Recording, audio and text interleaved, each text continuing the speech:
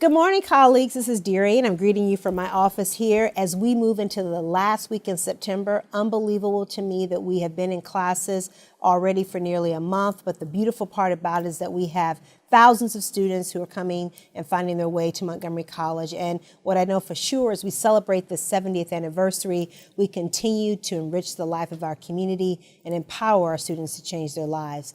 Thank you for being a part of that. We had our very first town hall meeting last week. It was very robust, great crowd. So thank everybody who came to this space, but also those of you who participated via the internet. Grateful for the continued engagement of our faculty, staff, and employees and our students.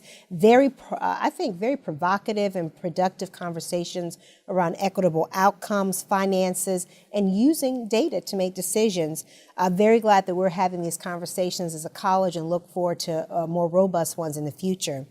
Last week was our first board meeting of the year, 1 down, 9 to go. But who's counting?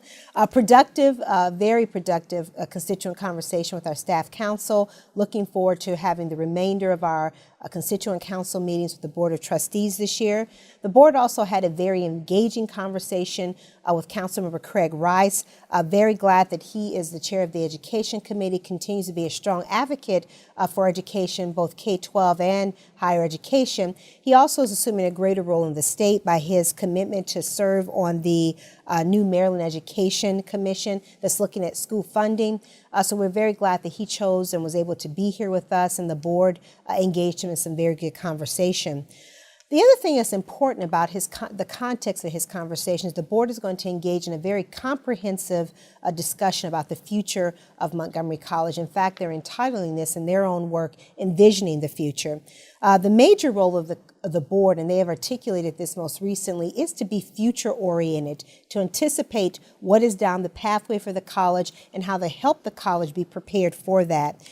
This is probably the most important time in higher education for these conversations, as the environment around us externally is really impacting the way we deliver our programs and services, how we're held accountable for that, and how we fund that education. Specifically, the board has identified 3 big rocks to look at over the next year. The financial sustainability of the college, that should be nothing new to any of you in terms of the work that we've been doing.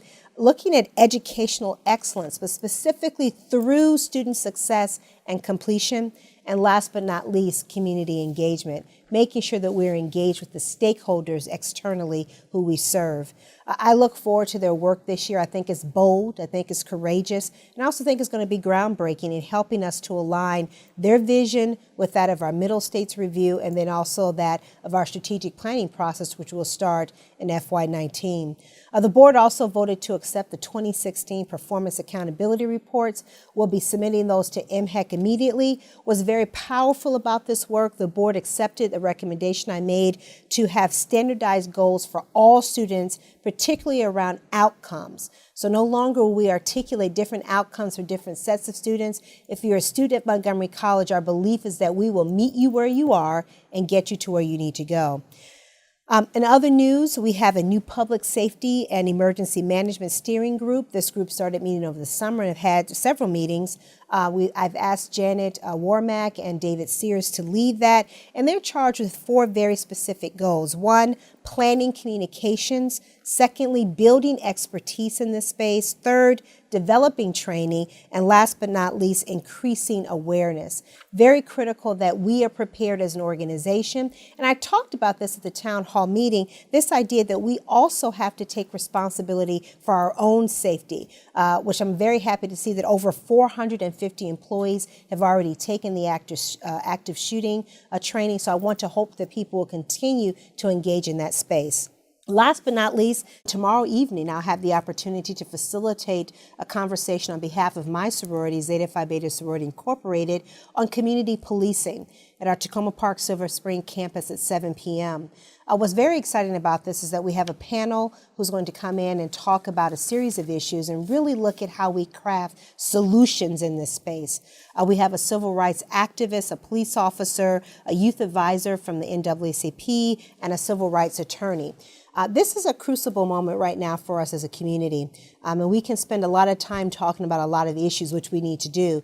This issue right now requires attention and it requires solutions. So I'm happy to be a part of this and look forward to facilitating a thoughtful conversation. Hope you choose to be there if you're available. Otherwise, I'll look forward to seeing you in the other work of the institution.